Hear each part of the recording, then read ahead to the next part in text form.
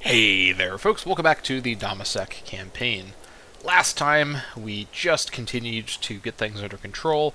Our AE is declining at a brisk pace, though so is our stability, and we did a little bit of internal management. I made some big promises about no longer micromanaging the population assimilation as frequently, and I'm going to stick to a 5-year kind of cooldown for that. We'll see if I remember to do that, but I think that's a good change for the kind of pace of the campaign. At this stage, the need to micromanage slave assimilation may be a little beyond what's needed for the campaign to succeed, so I think we can safely sort of level up beyond that. Whatever the case, things are progressing at a good pace. We are up to, let me get to the right thing here, almost 400 Dammâseqi, which is great. Now, many of them are going to be slaves. That's not very helpful, but we do have a lot of bonuses towards pop promotions. They will eventually promote into tribesmen, freemen, and whatnot, where they're going to be a bit more productive for our nation. Generally speaking, we have been, for Imperator Rome standards, very aggressive for the first 50 years of the campaign, so definitely doesn't hurt to slow down for a bit, take some time to just kind of develop our existing territory, as opposed to just expanding more and more and more. And now that we control the territory of Yabrudu, at least the one over here in the Kadesh region, all that remains of my last sort of miscellaneous loose ends is to control of Catan, which isn't really a super huge priority. This territory isn't amazing. It's actually okay, all things considered, so maybe I shouldn't speak too soon. But that does mean fighting Tunip, which could have its own complications. They are allied with Yabrudu, irritatingly, so we may have to deal with this, but that's going to be a concern for the future queen, as our king, Iptur-Dagan, is near the end, 78 years old, with cancer. He's in poor health now, so I do think it is a matter of months, if not weeks, before he does pass away. He's certainly earned a peaceful end to his life. He has accomplished more than anyone could have ever imagined, given where he started, just a little tiny oasis town of Dammâseq, now a major Bronze Age power, not in a mechanical sense, but in the conceptual sense, and definitely the most powerful nation on the entire eastern Mediterranean coast of the Levant, in my opinion. Obviously, I'm a bit biased, as he is me, but whatever the case. Also, we're getting some infrastructure built up here, and yeah, let's go ahead and resume on speed 3. So, I've also got some coffee with me. I went and re-upped on the coffee in between recordings, so that's going to help out a lot. I may be a little too energetic, given how relaxed this episode probably will be, but we shall see what happens. You never know. So we have more Galad shenanigans down here. Here they are. Yeah, it's just a matter of getting our stability improved. So, yeah, it is near disloyalty, or near rebellion, but not quite there. This guy has no corruption, 5 finesse. Yeah, the governor of Jordan Rift Valley, does finesse decline? Oh, he has brain damage. Okay, well that's not good. I don't know when he got this, but I think now that I've noticed it, we should probably... No, I was actually thinking last episode that things down here suddenly didn't seem so good, so that's probably a contributing factor. So we could get this elder statesman, Sikarbal. I guess he's not really elder, he's like 30 years younger than my guy, but he's an older character, 9 finesse. This is my super corrupt guy, so actually never mind. Not gonna get that guy. I mean, 5 finesse is not actually terrible, but I do think it's probably better to get someone without brain damage to be the governor. I think that's reasonable to ask. This guy's corruption could be reduced by paying increased wages, although that's really expensive. This guy is crafty and righteous. You know, we're coming across these brain drains of no finesse characters, no good finesse characters. We had this in the Xiongnu campaign as well, back in the day. Yeah, this is pretty dire. I may have to poach from my own government again, find someone with good finesse in here. Ahiram, it might be time for him to retire to a governorship. He has gout, but that is not a... I guess it does reduce his finesse by 1, so let me see, actually. What about this guy? He's the physician, 8 finesse as well. He is the physician, so he has no health problems, so that is sensible. Let's replace this guy as physician. He's a milker mid. I will make this guy with a little bit of corruption my new physician, and then I'll make that guy my new governor. I think this was him. Yeah, 53 years old. Alright. Actually, wait, what am I doing? That guy had corruption too. Shoot, I didn't think about that. Yeah, yikes, 35 corruption. Let me go back over to my office. There's got to be somebody here that doesn't have outrageous corruption and also has some finesse. Anybody? Literally anybody. Oh my god. What about the researchers? Okay, this guy has 20 corruption though. That's... I may have to start to, you know, grit my teeth and just accept corrupt characters. Okay, here, the civic advancer guy. 77 years old, Barak Ball, 8 finesse, no corruption. He does have diphtheria, so that's not ideal, but, I think that guy's gonna have to do, honestly. Or Daniel, my grandson. You know what, actually, sure, I'm gonna make my grandson the likely heir of my heir. I'll make him the governor.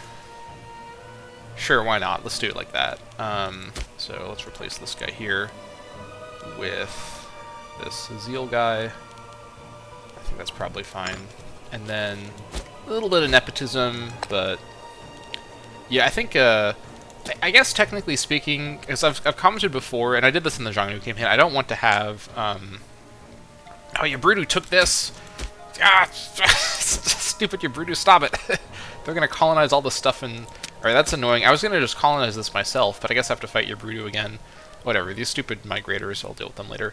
Yeah, I commented before that I don't like to have family characters be governors, but I guess if it's my family, it's not so bad. I mean, this could backfire in a big way, but I do think this should be okay. Yeah, things are now definitely going to improve around here. We have a good governor down there. Yeah, so, I mean, because I expect Daniel will become the king, I think if this was like a pretender character, this could be a bad idea, but I think we're going to be okay with Daniel, because he's likely going to be my daughter's successor from her reign, so we're going to chance it there. And once my daughter is in charge, I can probably also safely use her siblings in positions as well. Let's see. I could only use Bat and Noam, because I can't use females for... office positions, and Hiram is also male. Hiram actually could make for... Yeah, I need to maybe lean a bit on... I think when the succession happens, I'm going to do a big government reorganization, just to try to get younger characters into office to build up statesmanship.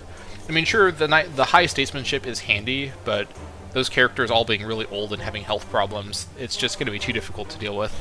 Let's get a new young cabinet for my young-ish new queen, whenever that does happen. Literally any minute now, it could happen.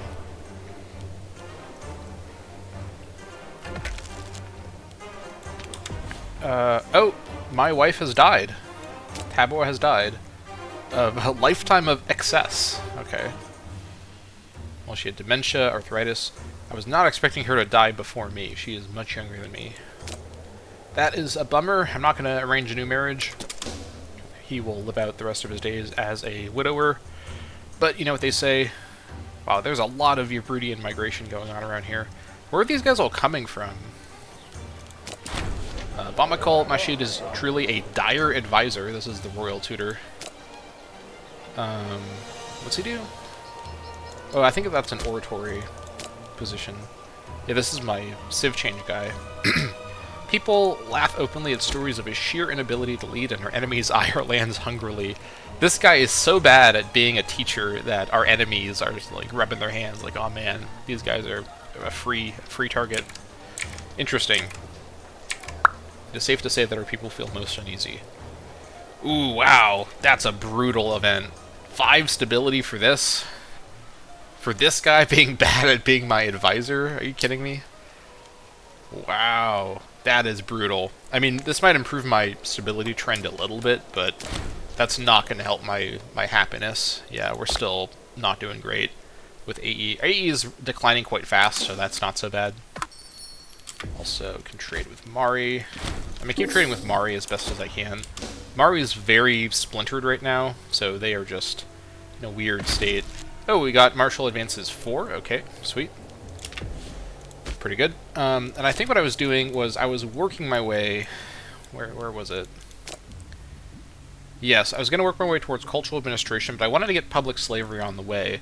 I think this could be handy ahead of any government reorganization. The slave output's nice, but also being able to freely imprison gamblers, debtors, or corrupt characters. And I don't know what the corrupt... If this means characters that have high corruption, that's super convenient, honestly. Because the main reason I'd want to get rid of characters from offices through imprisonment is for having high corruption. So I think public slavery is the way, although this would be really helpful. This would be good, this would be very good, and this would be amazing. So we are... Let's see here. We've had really, really good martial researchers so far, so we're lagging behind on the other areas. We do get up to cultural administration with all these other ones going to 4, so we're not necessarily too far away. Yeah, some of these are really strong down here. I think just unlocking the ability to imprison these problematic characters could certainly be quite handy. But we've also been going really far down in this direction. Maybe we should potentially be open to some other directions too. We could get triumphal coins now to get some extra manpower, but I don't really need it right now. I have 43 manpower per month, which is very fast. Getting better subject stuff could be interesting, but I don't think that's going to be that big of a deal. Assassinate cost reduction could also be kind of interesting, but I don't think, again, that's that big of a deal at the minute.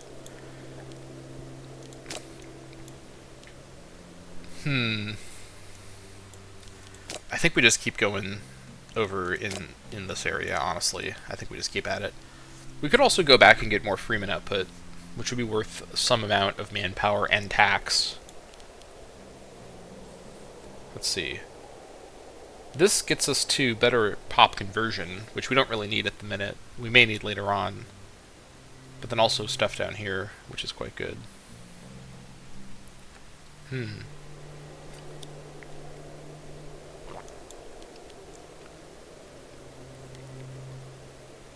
I think I'm going to go for cultural administration. I think this bonus is too strong to justify. These mechanics are interesting, but I don't really have a lot of loyalty problems so far. I've been very carefully managing that. Peregrini, by granting a specific status to outsiders, we can recognize them legally and domestically as members of our state, value notwithstanding. This is going to help out a lot with the loyalty in areas outside my core. So that's good.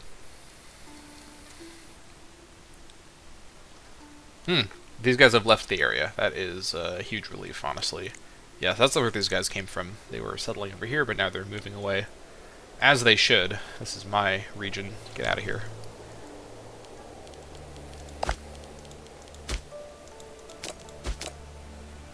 Yeah.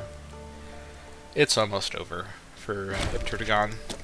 Mine income on is done, and the mine here is done as well. Let's get some slaves moved over. So first of all, let me make sure that I'm remembering to, if I can, get vegetables. Vegetables might not be available.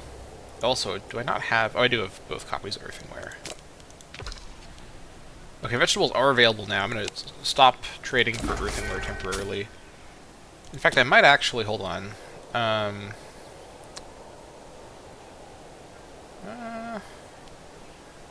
I think I'm going to actually switch and trade for vegetables and stone permanently. Yeah. Missing out on the value from papyrus is a little sad, but I think we have plenty of money in it, and I don't really want to keep micromanaging this trade-off here, so I'm just going to trade for stone and vegetables permanently. I'm trying to cut down on all the little sort of micro things I have to do every time. So now we have permanent stone. I do still probably want to switch to trade for, was it bitumen? If I have access to more bitumen, which I don't know if I do. Possibly not. Alright, so we have the mine here now. And for the extra copies, we need 12 slaves in total. Currently have 7, so let's move some population in here. Also disallow slave population, or slave promotion, I mean. Let's move them from Sama, I think is probably a good bet. So, 2, 3, 4, 5. I think that should be enough. Yeah. Okay, we could move 12 more, but I think that might be pushing it. There's already some other population here, so let's not push it too far. One extra copy of gold is enough for now. Although with my greed, I will surely demand more soon. And then where was the other spot? Let me, it was up here, that's right. Okay. We need 10 slaves over here. Actually, we need 8 slaves over here. Why is this less? I honestly don't know when different terrain types have different requirements. Who knows? Alright, let's move 8 slaves in here.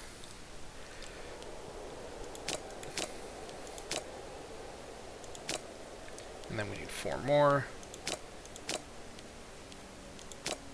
There we go, perfect. Great.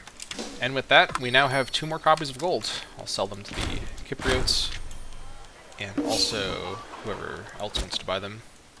The coming of the city of Yardena. Our extension of new privileges and investments in the local infrastructure have seen Yardena grow from relative humility into a true Beit Sayani city. Under Daniel's governorship as well. Very nice. Great, so now that Yardena has ascended to be a city, we can fortify it. Perfect. You can't build a fort or other building while it's becoming a city. That's why I wasn't fortifying it earlier. At least I don't think you can. Maybe you can, but you just can't build a city while you're building a fort. I don't know. Whatever the case, we're going to fortify it now. That's perfect. And then I could also build a fort at Katarim, which is what I thought about before. It's the right distance away from Yardena, and sort of like the fort that I have at Ortal. It's another fort that just helps protect my frontier. That being said, I'm not super scared about this area, and although another reason I might want to do this is that this is a good distance away from my planned city that I'll probably have at Hazor.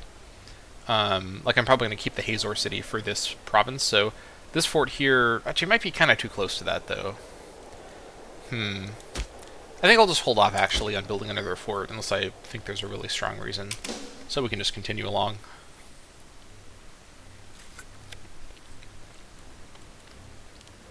She is trying to provoke Barrack Ball. Why? Stop rivaling governors. That's such a bad idea.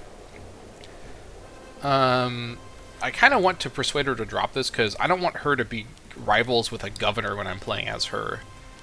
I swear, Arashat's been just kind of feisty this entire campaign. She's trying to assassinate people, trying to provoke people. She's generally kind of a mess. Yeah, she doesn't have any rivals right now. And this scheme, I don't think... Actually, no, it does just make him a rival automatically, so yeah. I may have to spend some PI to stop her, or I'll just have to, like, spend PI to drop the rivalry later on. But it's much, much cheaper to spend it to stop her than it is to spend it to drop the rival. Alright, Egyptians want my precious metals. Very good. Okay. Oh, okay, we have a giant Egyptian internal Egypt war going on between Henu, Nasut, and all of the other Egyptians. This is literally, like, everybody. And it's not because they're all allied with Waset. I think there's just, like, giant fighting going on around here. Yeah, Henin Nasut is not long for this world. The 11th dynasty is rising real quick here. I think Waset's definitely on the ascent. Yeah, I don't think there's a way around that for these guys. Interesting. This fort's almost done. Now it is done. Perfect. Yeah, I might make this a city, literally just so I can build a mine here as well. And this may end up becoming my, like, slave city, which is a little weird to think about, but we could build a city here and then actually kind of do some cheeky stuff to boost up its pop capacity, even though it's in a pretty bad tile, just to get as many slaves as possible to get the gold from the hills. And we can move slaves from our core over to help out too, so this could be kind of interesting. It can be like the thing you do where it's like, oh, you're like a what do you call it, like a criminal to the state. We're going to send you over to Katafia to be a slave in the desert hills, in the slave city.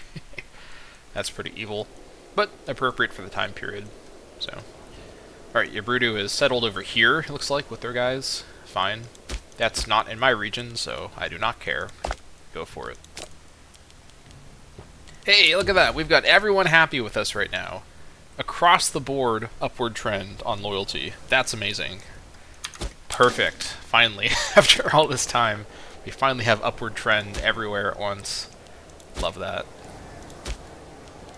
Alright, still progressing along here.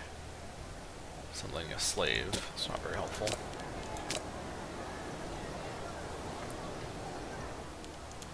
have some freemen, but not much. Okay, looks like Irkata won their war against Ebla, so Ebla's lost even more territory. That is fine. Now they're fighting Berat. I'm assuming Berat's going to win this war just fine, because Ebla can't really respond down here. Actually, Ebla's the one that declared the war, so Ebla's making more questionable decisions. Don't know what else I would expect from Ebla, honestly. Yeah, I actually think I might build a city at Hosun. Like, I might prioritize that. In fact, actually, I think I might build a fort. Oh, no, I can't because it's disloyal. Can I build a city somewhere that's disloyal? I don't think I can, right? It's not going to show me until I have enough resources, because this game's UI is a big mess. I don't hate it, but it has many, many problems like that one. There's no reason why you can't just show all the information in one giant list. You don't need to layer it like that, because I just don't know if I can do that or not. Right. Whatever, we'll build up a treasury. Food problems over here, I'm aware. Yeah, this is not going to help the, yeah, these guys are furious. I don't have any PI to change the policy, and I can't get any import routes. Petition. The wealthy residents of Katna have sent a formal petition on behalf of the entire province. Where's Katna? Oh, here it is. Katna is up here. Complaining about the harsh ways of their governor, Barakbal or Mitba. It seems his taxation policy has caused quite a furor among landowners who are having to work their slaves to the bone in order to meet tax quotas. It is certainly unusual for a subject to complain in such a manner. Perhaps we ought to consider their arguments. Could gain some corruption, although at this point, I think gaining corruption on Iptur-Dagan isn't really too big of a deal. Loyalty for Barakbal, although that's loyalty that will probably diminish when the succession happens. Katna is not pleased. Could do this.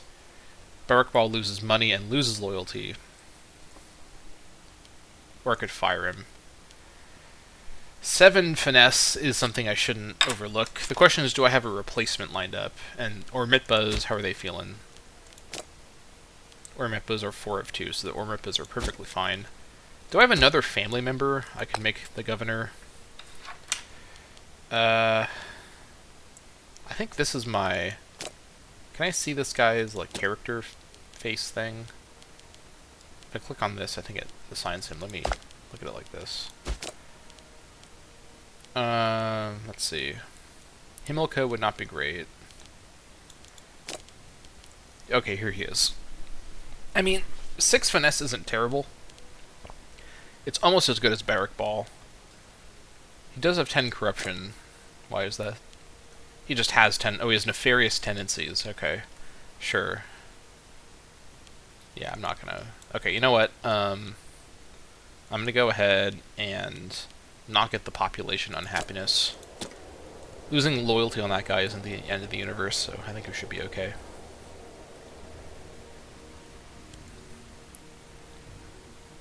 How's Ugarit feeling about me? They are more loyal than they were before. I think their power's been declining, so that's affecting them a lot. Can I see, like, are they considered loyal, or no? They are considered loyal. Okay, good. So they would join me in war if I called them to do it, which is something I can consider as an option. Also, she made that guy her rival. Oh, that's Barakbal's the rival. Okay, you know what? Actually, that seals the deal. I do not want to be rivaled to a governor, because then he'll be disloyal and I can't get rid of him easily. So before I die, I'm going to go ahead and replace this guy. I've got to do it. And just for maximum corruption, I'm going to replace him with my own grandson, Batnoam. So, yeah, we're going to have a bit of a family arrangement here, where we have our sons as governors, so that's interesting. But I think that's probably what we got to do, unfortunately. Reduced fort defense is, not great. Nefarious Tendencies isn't great, although he is guileless, so if Nefarious Tendencies wasn't setting it at 10, then he'd be getting back down to 0, so I think this is fine. I mean, this, yeah, oh, he changed all the policies. Stupid kid. Alright, whatever. That's fine. Now if we die, we're not going to have a rivalry with an active governor, so That is good to avoid. I'm gonna have to spend a lot of PI to fix that freaking guy. Alright, first things first, your Broodoo. This is gonna be a problem. I have no way to get them any food is the problem. These guys are just eating away all the food. I guess what I need to do is I need to move slaves out of the area temporarily just to try to save on the food consumption. Because slaves eat food, you may be shocked to hear. I'm going to try and move them down into the Damascus Oasis to get some more population down here. Let's move everyone in the province into Kutaifa? I can never say that word right.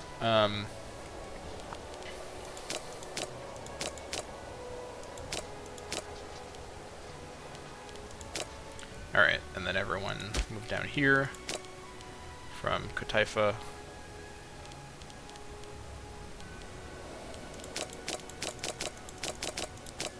Alright, perfect.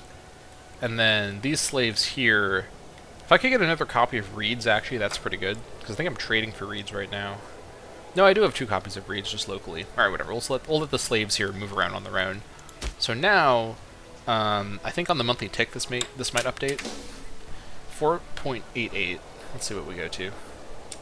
2.18. So that did help a lot, but we still have too many people here is the problem.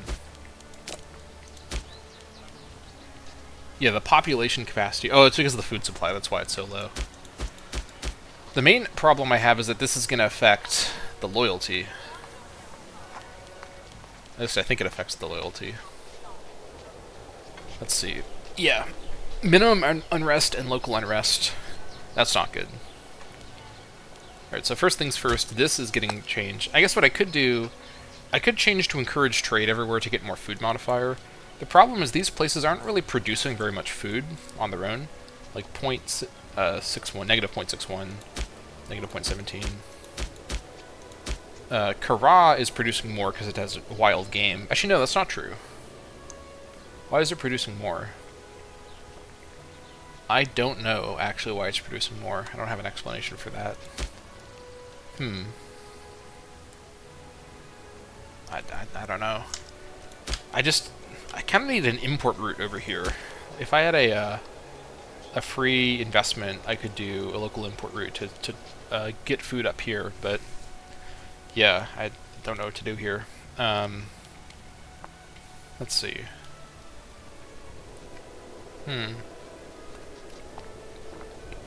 Honestly, you know what?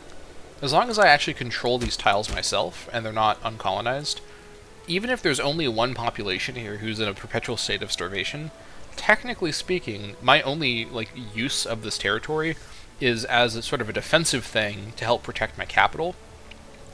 So having no food in the province actually does have defensive benefits, so maybe yet another evil misadventurer conception here, or concept, but maybe I actually let this province stay in permanent starvation so that it becomes a true no man's land for an invading army that somehow ends up over here. It's not like I'm ever going to make a lot of value from this province aside from the gold. So what if I actually just focus on getting the loyalty under control? Because I actually don't know to what extent... Actually, I guess the question is, if I can get this place to be loyal, even with the food problems... I guess it's hard to do, though, with the effects from this. 5 local unrest from that is really, really hard to work around. So I think we do need this place to not be starving to death, in all honesty. Let me think about this. 7% local monthly food. That shouldn't really do enough to fix this. I think what I need to do is... When's my next tech finishing? 44... 46, 47. Can I wait till 44? Probably not. If I'd thought about this, I could have actually gone and grabbed this for the free province investment. I might have to actually just wait until I have 64 PI built up, and then do the business investments like this. That's a huge waste of PI, but I think that's my best bet, honestly. Which means the question is, can I... Actually, I guess I can unpause right now. Can I wait with this downward trend for loyalty in Ubrudu? 0.86 per month is very high, but let me think about this. Also, then we have to wait 6 months for this to finish. Because minus 2.8 or minus 2.18, I can actually get enough food from trading in one food resource. Alright, we'll see what happens. Alright, so Iptur-Dagan is having a proposal made with this youngster, so I'm going to not do that. The Ormitbas are mad.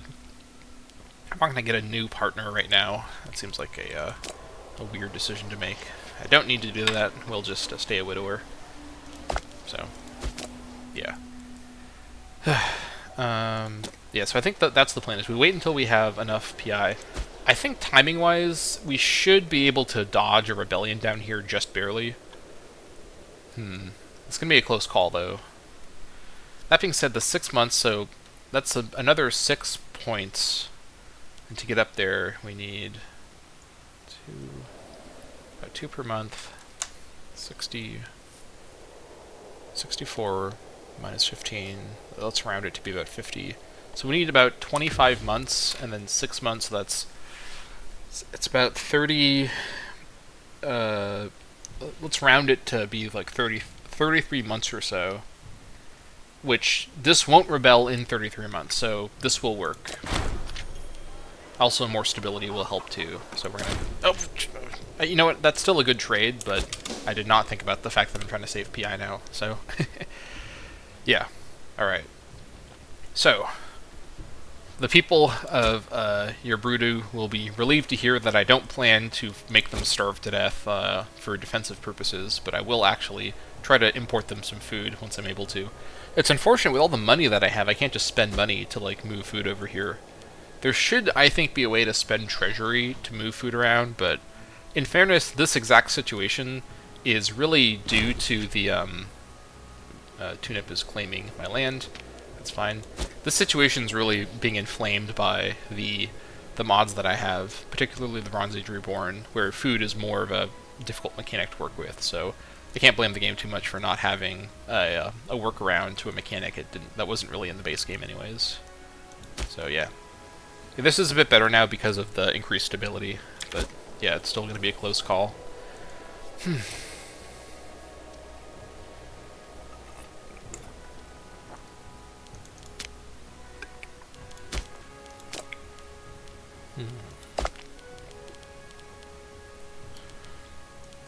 Yeah, down here, things are not doing great. I really want to change these pulses over, but I just can't spend the PI right now, unfortunately.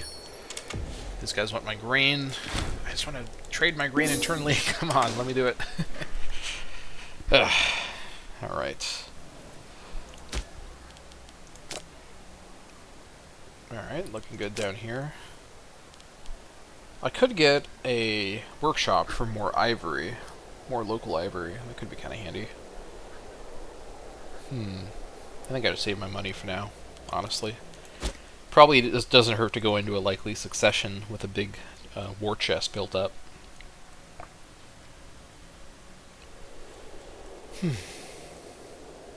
How's the world doing?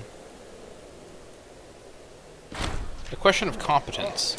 After weeks of nervous looks and spokes at court, the whispers circling the palace have finally reached the ears of the king. It seems that someone has been spreading rumors and spinning yarns of his unequaled profligacy and unfitness for the throne. The damage has been done. Now all look to how the king will deal with the situation. Okay, we could lose a negative trait. We didn't lose cancer, which would have been a great negative trait to lose, but he's in very poor health now. Yeah, literally any day. The end is near. That is a sure thing. I think he'll actually be relieved to go at this point. He's probably not feeling that great day by day. His daughter is rearing to go. Literally, both of her sons are governors.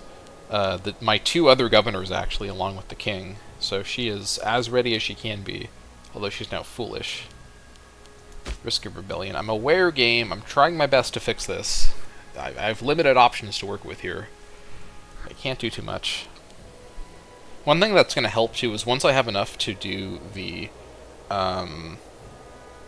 import route, I can spend some more PI after that to switch this over to harsh treatment. That will help a lot, actually. So I will be able to avoid the rebellion with that in mind, but I just need to get enough to do the import route first. So, yeah. Definitely a risky situation. Civic advance are needed. Okay. I guess Sakar Ball will be fine for that. Super corrupt, but that's just more wage, and this guy is quite competent. It's because he's deceitful. Yeah. Well, let me look at this actually. Hold on. I'm paying these guys 4.90. Let me hire that guy and see how it looks. 5.57. Holy crap. Yeah, that guy's earning more money than the king. Jeez.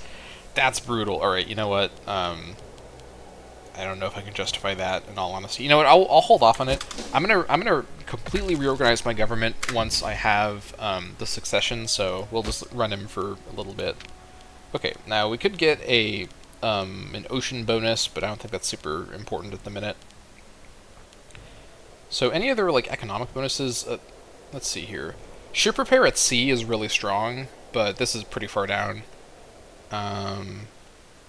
Ooh, wow, okay. Commerce income 10% and 4 innovations when you get this. That's kind of crazy, honestly. Open sea combat bonus and great ship discipline aren't super great for kind of where we are in the naval world, which is not very far at all. And we're missing out on these land bonuses for axemen. Manpower 5% is really good too. That's really far down though. I think going 2 more down to get to Dye's commerce is probably the way. 4 innovations is really, really powerful. Yeah, let's go for trade convoys, so 80 military experience for great ship discipline and open seas bonus. We'll eventually rule the seas once we have ports. That is not where we are at the minute, but one of these days we'll get there. Yeah, I think Jaffa has sufficiently scared me away. Although that being said, maybe I should actually consider fighting Jaffa to weaken them. That could be a good idea. Although their core population's probably, like, you know, over here. Yeah, is it just over here? Yeah, basically, yeah. So taking on this territory will actually probably make their lives easier, because then I'm taking away territory from them that has non-Joffins living there. So, hard to say. I think that getting access to the ocean has many advantages that I should not overlook. Including what's my ivory. That's fine.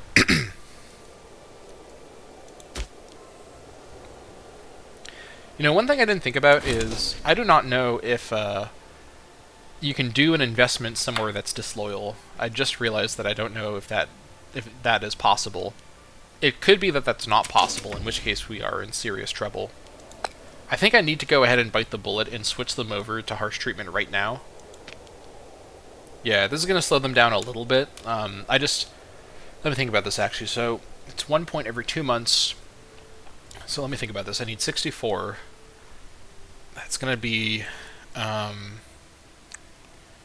64, 22, which means that I actually need 62. I need 42 more points. And I get 2 per month, so that's 21 months. So I need 21 months to get enough PI, unless I get a PI event, which is random. So 21 months of PI growth versus 42 and a half. So we will be able to do this before this rebels, but not before it becomes disloyal. Because to become disloyal, it needs to go below, I think, 33 for provinces. And that will be, because that's 11, no, yeah, that's 10 points at 0.55 points per month, so that's 20. It's going to be basically when this becomes disloyal is when our PI will be high enough. So we actually kind of do need those events to pop up. I sort of don't know what to do here. There's just not a solution. This place is so barren and desolate. There's just no food here at all. There literally are 2 copies of livestock here, and they're still just eating it. World's most gluttonous hill dwellers over here. Sheesh. Yeah, I don't know why I even bothered to take on Yabrudu. Like, they should have just been allowed to stay here. Maybe I'd make them a vassal or something, but this land is desolate. What a, just, you know, unappealing place for Iptur-Dagan to focus on here at the end of his time as a warrior, you know. Yeah, he's near death. Yeah, literally, any day now, it's gonna happen. He's 81. Scandalous Dominus. Okay, well, first of all, before this happens, we have this. The occasionally rakish and louche tendencies of Ahiram Milkramid, my steward, are well known throughout the upper circles of Dammâseq. No one was quite prepared for the appalling slew of allegations leveled against him. So apparently he's doing some indecencies. I could fire him. I mean, I will fire him soon to replace him with a younger person, but I don't really want to do that right this second. Actually, I do want to do that right this second, because I get 10 PI. So, that's actually good. That's very good, actually. I get some disloyalty from the Milkramids. I think that's probably fine. So, let's just assign somebody Actually, I'm just going to assign him back, honestly. So, yeah. Yeah. So, no disloyalty problems from that, and we're closer to being able to get the thing going. Yeah, the stability declining isn't helping either, but at least our AE is back to 0, so that's quite handy. Trial development, so yeah, that's right, we're putting this guy on trial, technically. Let's see. Let me actually read this. Although there is still much work to be done gathering testimony and exploring the specific crimes, both religious and temporal, that Ahiram may have committed, preliminary findings seem to suggest that the entire corpus of accusations is an elaborate but baseless political slander. Alright, so let's go ahead and say we're not going to get too involved here. Popularity on, or corruption on Iptur-Dagan is fine. Getting some loyalty loss. Wait, what does this mean? I don't really understand what the mechanical outcomes of these, how they relate to what's happening, because either we're leaving no stone unturned, which means that we get popularity, which makes sense, he loses loyalty, which makes sense, but the Milkramids get prestige? What, they're prestigious for having a very competent trial done against them? What? And this one, where we sound more kind of, like, uninterested, well, we can find more witnesses, maybe. This guy loses more loyalty when we have the kind of non-passionate trial strategy. What's going on here? I don't understand why you would ever pick this over the other one. You gain popularity, you lose less loyalty, and his family gains prestige. Or, you gain corruption, he loses loyalty and popularity, and his family loses prestige. What? In what universe is this guy... I guess maybe if you're worried about the family prestige, but this is such a weird scenario, like the way these resources are traded off. Alright, well, I'm not really trying to actually do this trial here, but I guess we kind of have to. Not many options.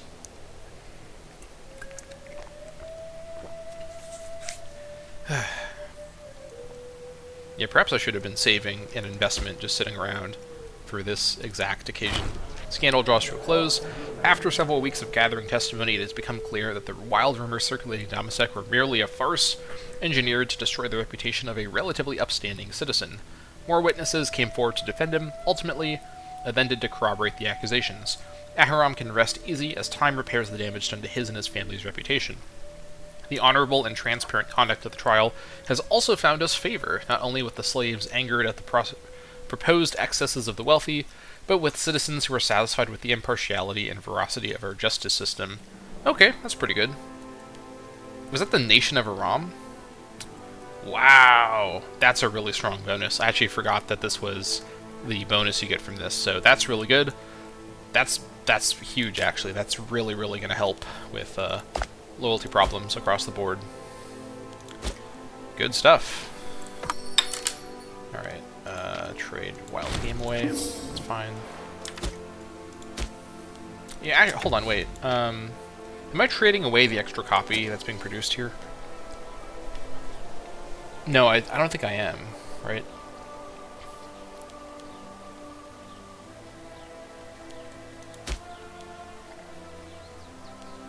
No, I think the trade from here is staying. Exports. Is this called Yabrudu? We are trading with the wild game. But the wild game is not worth any food.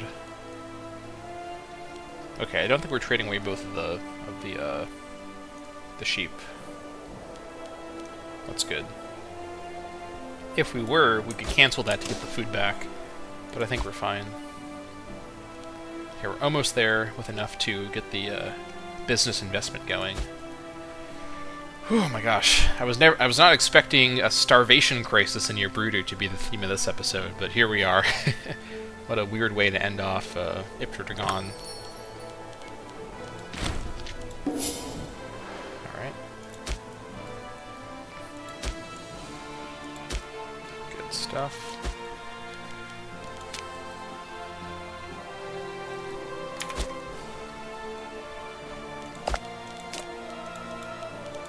This man refuses to go. He's so ill. Oh my gosh. I don't know how the math works out under the hood, but this man just refuses to die. What a legend. I guess we shouldn't be too sad to see him stick around. Absolute Chad. Iptur-Dagan. The great king of Aram. The first king of Aram, actually. Whether or not there's in the lore of the campaign a previous king of Dammâseq, this guy was the first king of Aram. Literally founded it himself, so, yeah. Anyways. These guys are fighting Acre, alright. That is an entrance into Phoenicia, alright. Not a fan of that. We have another trade route. What's this from? Do we lose one of our trades? We lost our earthenware trade. Actually, I think we stopped trading for earthenware. I don't remember what happened. But we should trade for earthenware with the Egyptians. Good stuff. I think we just lost it. Yeah, so we will be able to click this in time, thankfully. Thanks to all the stuff that's happened. Just a few more months, we'll have enough PI.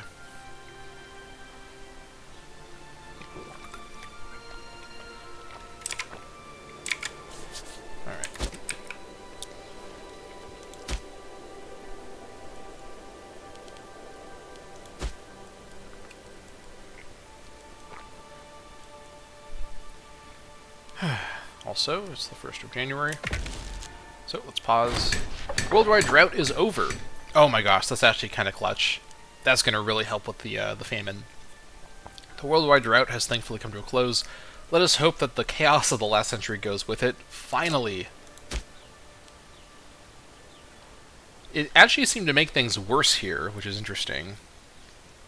But in theory, the drought being over should help out in general. Okay, so I think there's no... Especially now that our AE is back down to 0, let's just keep running Ashara.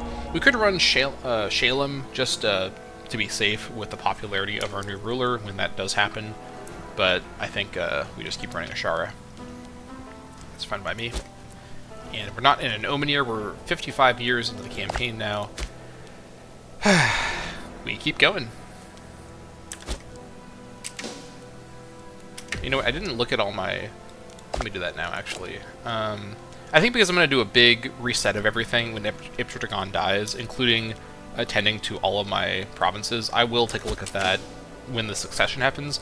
I may spend like an entire episode doing some kind of nation reorganization at the time of the succession, but that just didn't happen on the 1st of January, you know, just by coincidence. So, that's fine. Okay, we're almost there. Trade with Petra. There is a revolt, apparently. Canaanite revolt?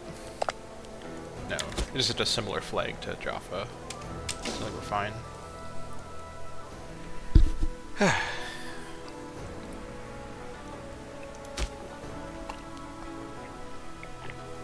2 more months. Barb's up here. Oh yeah, these guys are go for it, honestly. They're Amorites, which is annoying, but that's not the end of the world. Soon I'll be able to spend PI to fix up all the stuff up here. Oh, here we go. It's happened. Arishat the First Abrid rose to the throne and will now rule our glorious nation. The gods are weeping over the passing of Iptur-Dagan, the besieger, Abirid. Stability drop to 46. 25th of February, 840. Let's see, that's 25 to 840. Just a little over 55 years into the campaign, we have our first succession. The Queen has risen, the august reign of Asherat the First Abrid and her serene consort Ahiram. Here it is. Okay, so First things first, legitimacy-wise, things are fine. It's not trending up or down, which isn't terrible. Our tyranny, sadly, didn't go with the tyrannical first king, but I know that tyranny is not a character mechanic, so I wasn't expecting that. But it would have been nice if we got some sort of tyranny bonus for the succession. No AE right now, no war exhaustion. Stability is okay, it's trending up pretty well. Yeah, other than that, things are looking quite strong. So, let's take a look at Arashat a bit more closely now that she is our character. So obviously her parent, Iptur-Dagan, died today, so let's take a look at her traits really quick. So she's cruel, which is, I think, actually quite good for the ruler. Monthly tyranny increase is a little painful, but we have plenty of tyranny reduction as it is, so I don't think this is the end of the world. Local slave output from all of Herman is great. So suffering and productivity come hand in hand. That is according to Arashat, at least. Also more likely to murder characters, and I will very soon tell her to stop trying to get more rivals. This is my marshal, so she needs to cut it out. She's also silver-tongued. Even the most skilled of diplomats would struggle to compare to Arashat. Alright. She has access to the persuade character interactions. That's interesting. And she has improved opinion maximum as the ruler. And, yeah. And then plain speaking, there are times when matters are just exactly what they seem. For Arashat, that is all the time. So 3 dip rep, that's great. And then foolish isn't ideal, but it's not the end of the world. The only person unaware of how gullible she is appears to be Arashat herself. Right, on to scheme influence you go. We will get more PI now that we don't have the trait that Iptur-Dagan had that gave us a diminishing PI. So I was wondering if there was some penalty for not having a incest marriage given my law, but it doesn't seem to be the case. I'm not seeing anything in. I would assume it to be the legitimacy area or stability or something, but it doesn't appear to be the case. Maybe you're just allowed to do incest marriages with less penalty if you have the familial marriage law. It seems to be basically just a complete allowance of equal succession, which I feel like, because the way it worked in like ancient times where this law happened was the trade-off of having equal succession was the expectation of intermarriage between siblings for pure bloodlines. I don't really know if there is a mechanic in the game that's trying to simulate that, but I guess we're getting away with our non-brotherly husband, Aharam. So I guess that's fine. Incidentally, he is depressed and a lunatic, so that's not great. But other than that, good loyalty, no corruption. He's not an officer, so he doesn't really have any power base, so perfectly fine. And then, of course, we have our sons, Daniel, now almost 30, and Bat-Noam, who's just turned 20. They are the governors of Jordan Rift Valley and Kadesh, respectively. Perhaps Daniel should be the governor of Kadesh, in all honesty, because he's, I think, a little better than his younger brother, but I guess it might not be a bad idea to switch them. The problem is that I guess I haven't really changed too many of their policies yet. I've only done it briefly in a couple of them, so it wouldn't be too painful to switch them.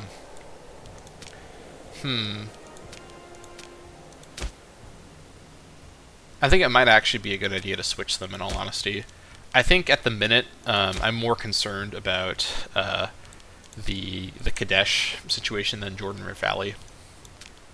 I don't know. Let me think about this. 4 Marshal, and then my other guy is 3 Marshal. I think I'll just keep them where they are, honestly, especially because I think Jordan Rift Valley is going to expand much more during this reign. Okay, so there's a lot to do in terms of addressing all of the situation here. I do want to wait a few more months in order to get Yabrudu's starvation situation under control. Actually, you know what? This is now weirdly no longer a problem. Oh, they have... Oh, it updated. Yes! They've got 0.57 food per month. Holy crap, Yabrudu finally has food. They're no longer experiencing that giant outrage about it. Okay, so that's an enormous relief. I'm not going to move any slaves back, of course. This is still very low, so I think I will spend my PI on doing... So now that I actually have some PI to spend, I think I will actually switch the governors. So I'm going to do that really quick. Where is he? Where is my brother? Am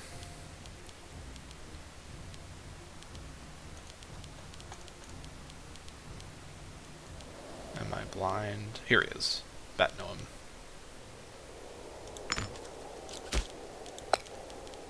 Yes, we'll switch around. There we go, perfect. Actually, this guy picked some better policies, it looks like.